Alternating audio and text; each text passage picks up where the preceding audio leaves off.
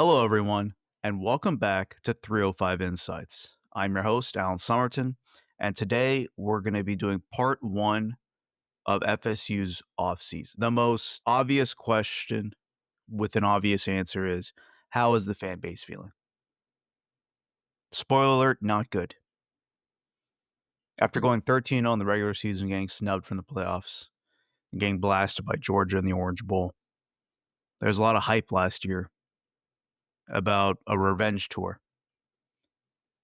And the revenge tour did not last long. The team finished 2-10, and it was a nightmare of the season that this fan base could not wake up from fast enough. Mike Norvell fired key staff members in hopes of putting this trajectory back pointed up, and we'll see how that goes.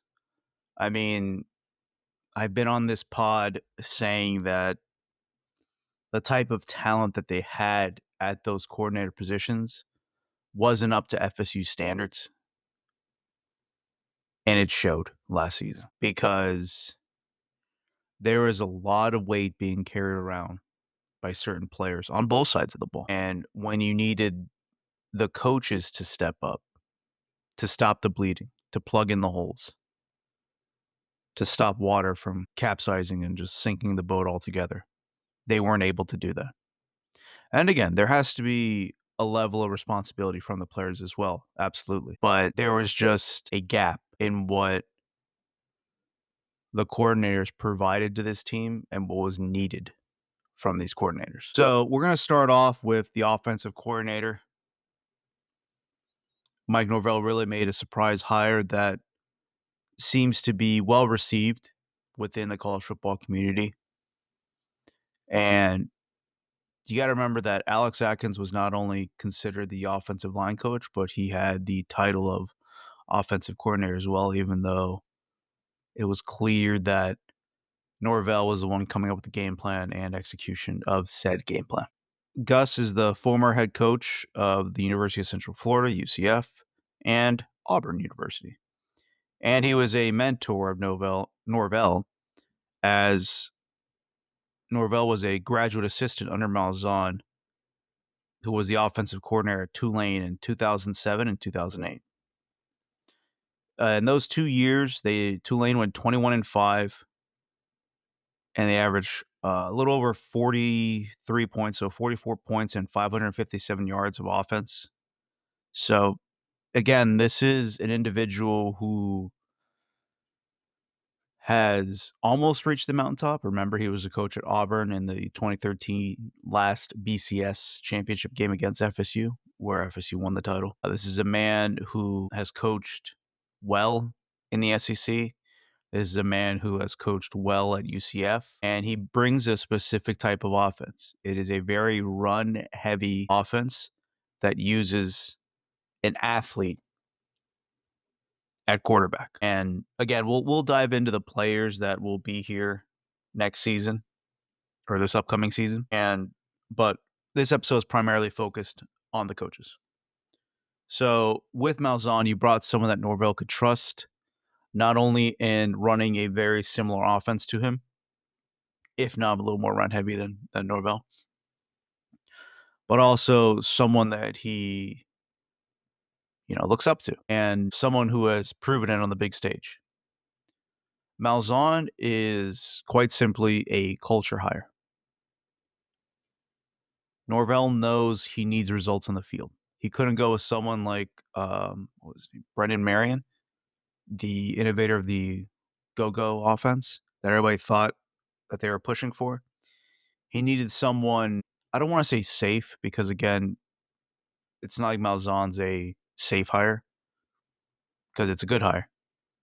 But he needs, again, this is a critical year for Norvell. This is going to be year 6, and you've had 2 good seasons and some disastrous seasons. So the clock's ticking. And again, I know the clock's ticking in the sense of you're just biding your time until you can buy out the rest of his contract. And he becomes a lame duck, and then it falls and affects recruiting, booster, contributions, ticket sales, et cetera, et cetera.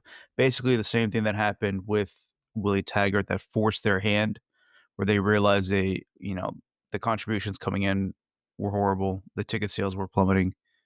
That's why they got rid of Willie faster than anybody expected. I mean, the results in the field spoke for themselves, but it was more of the internal projections that the team had showing the cost basis of keeping him versus buying him out and offering new hope. And again, this is what Malzahn offers. Malzahn clearly wants to get back to the idea of just being a coach in the sense of not having to worry about boosters, NIL, constant recruiting against that stuff. He just wants to coach ball. And again, he will be in charge of some aspects of recruiting, but he gets to return to what he loves doing most, and that's calling plays. Alongside Gus Malzahn was the hire of Herb Hand, and there's been some mixed reviews about Herb because everybody thought he was going to be the one who was coming along with Gus, but they waited a while. And what that means is he's not the first choice. Plain and simple. They were trying to get other people to take the coaching position before Herb, before they finally had to fall back on him. Is Herb a good hire? I mean, he's been with Gus for a long time. He's followed Malzahn at Tulane, Auburn, UCF. UCF had a top 10 rushing attacks in the last 3 seasons. They were 7th, 4th, and 9th. And he's been a head coach for decades. And it's just it's a massive amount of experience coming in to take play calling and offensive duties away from Norvell. And again, this is one of those things where you need to raise the floor. And will Herb Hand help you reach that ceiling that you want? I'm not sure. The initial returns on the recruiting have not been great. But again, you hope with his experience that the techniques and the simplifications, ideally, of the offense will create more explosive plays, but also show off what you can do within this scheme to other offensive linemen in the future, whether it's transfer portal acquisitions, but more importantly, high school recruiting. So that's the hope there. And another addition that they made on the offensive side was relieving Ron Duggins of his duties as wide receiver coach and Norvell replacing him with Tim Harris Jr., who was the offensive coordinator / wide receiver coach at UCF. He was also the coach at Booker T. Washington, which is a legendary high school down here in South Florida. And he's well known and respected within the South Florida coaching community.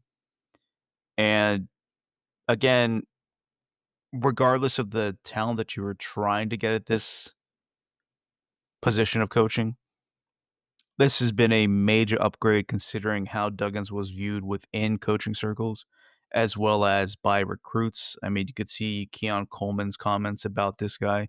He really didn't come to FSU to play under Duggins. He came for other reasons, and he's made that very well known.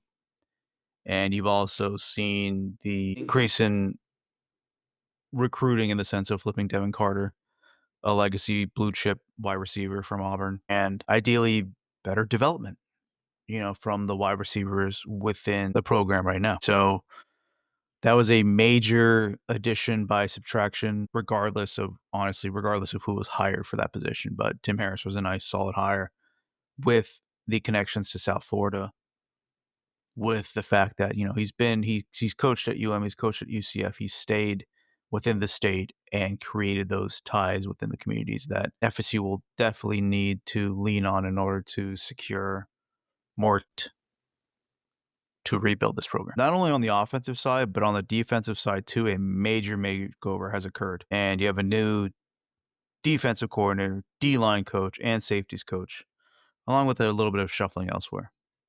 Gone is Adam Fuller and his 4-2-5 defense, replaced by Tony White and his 3-3-5 defense. This is based with 3 defensive linemen, 3 linebackers, and 5 defensive backs. Honestly, I'm really excited to try and break down this defense. This is definitely going to happen in a separate cut pod on how this could be a high risk, high reward defense at FSU. But that being said, Tony White has produced 4 seasons of top 25 defenses at 2 different schools in Nebraska and Syracuse. His defenses have held opponents to 20 points or fewer 25 times and held them to less than 100 yards of rushing 25 times and 15 times below 75 yards in the past few years. He is a 2-time Broyles Award nominee, which goes to the best assistant coach in the nation, and he's a 3-time Recruiter of the Year. A good data point to focus on is Nebraska last year held Ohio State to 285 yards of total offense when they were averaging over 500 yards at the time.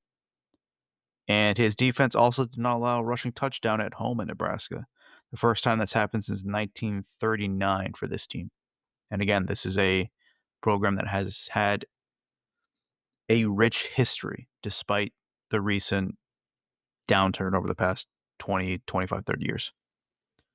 So, again, this is a surprising hire, but it was a surprising hire in the type of quality that Norvell was able to get for this role. Now, I think I've said my piece on Adam Fuller numerous times.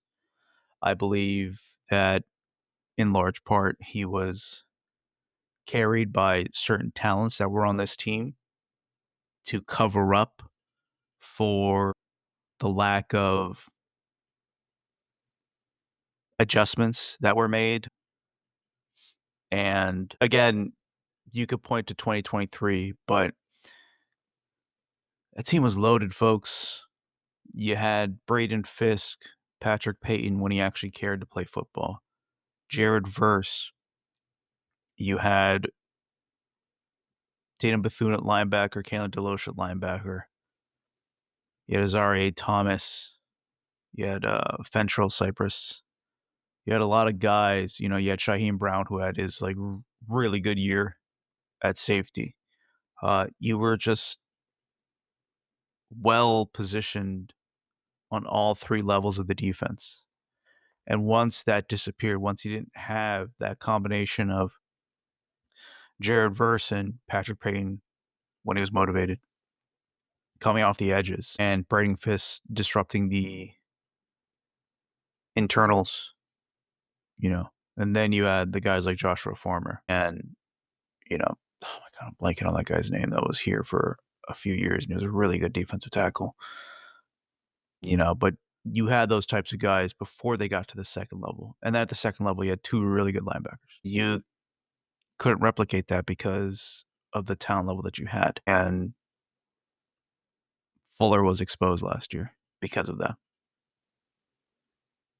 He had a very bend, don't break defense, and there was a lot of breaking last year. To help with the defensive line, unfortunately, Odell Higgins has decided to step back and just be an ambassador for the program of sorts. And Terrence Knight has the unenviable task of replacing this legend. And, he's 38 years old. He's had a proven track record of playing in the NFL, 100 games, top 15 in tackles for defensive tackles during that time frame. And he's had some pretty solid development. There are some statistics that every individual played on the defensive line in Nebraska set career highs underneath him for tackles. And this could definitely ideally lead to better recruiting on the defensive line. Again, unfortunately, they seem to, as of this recording, missed out on a lot of defensive end targets, but they do have some defensive tackles that are coming through in the pipeline that seem really promising. So again, this is a lot of proof of concept that these coaches are running into. They need to see how successful this defense will be. And I'm speaking of recruits need to see this in order to make that final commitment, the final push to play for this team. Because again, the brand is strong in terms of the Seminoles, but what have you done for me lately? And it isn't just a standard 3-4-4-3 defense. This is a 3-3-5 that has what they call in this defense, a jack. And it's a linebacker that primarily focuses on being a pass rusher, but can obviously drop out. And again, we'll dive into that a lot deeper in a different podcast. Next up, you have Evan Cooper, who's in as the new safeties coach. Cooper is a Miami native who could help recruit the South Florida area, along again with Tim Harris. But again, you're seeing a lot of these younger coaches. You're seeing a lot of these coaches that can help recruit the South for FSU, which is again needed to increase the floor of this program. You need a mixture at FSU. FSU is in a prime location in the sense of not that Tallahassee is an amazing city to play in, but region wise, you can recruit the state of Florida. You can recruit the state of Georgia. You can recruit a lot of the South area. And there's a lot of talent that can be had within a certain radius at Florida State. There's a lot of recruiting battles that had to be won, that need to be won. Absolutely. But the amount of talent level, which is why I say this brand remains strong. Cooper has held high-level positions as Director of Player Personnel at Temple. He's been the recruiting coordinator and Director of Player Personnel at Baylor, and a cornerbacks coach and Director of Player Evaluations at the Carolina Panthers. So it's clear that this individual has an eye to scout for talent and obviously development, which is kind of important in college football. You have to, again, you're going to have your 4 and 5 star blue chip recruits, but you're going to also need to find those guys that are 3-star in a remote high school or an unknown high school that could really become one of those diamond in the roughs. Like people forget that Joshua Farmer has elite physical traits, and he showed you bursts of that. He was a 3-star talent. I believe Azaria Thomas was the same as well, and you saw what he developed into in college as a top flight cornerback. That's what you need from these types of coaches. Because again, FSU is going to recruit itself when it comes to defensive backs. It's a matter of just getting those kids to take that next step and becoming those elite players like Derwin James, Jalen Ramsey.